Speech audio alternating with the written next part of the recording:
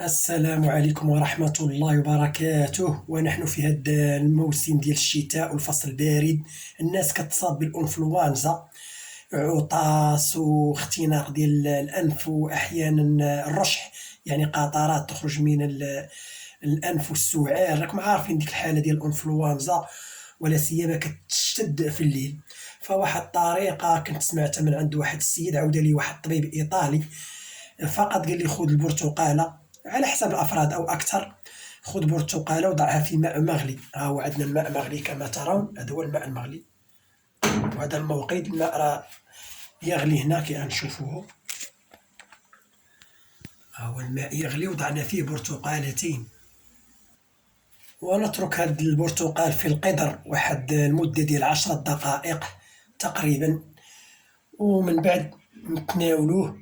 ولكن نذهب مباشرة إلى الفراش، ومن الأفضل تكون في المساء الإنسان يمشي ينعس ويتغطى. فهاد الطريقة راه مجربة ونافعة، واستعملها واحد السيد قلت لكم قالها لي الطبيب، واستعملها رجل آخر وكانت النتائج إيجابية، لأن البرتقال راه يحتوي بشكل طبيعي على مغذيات تدعم صحة المناعة بشكل طبيعي، منها الكاروتينات.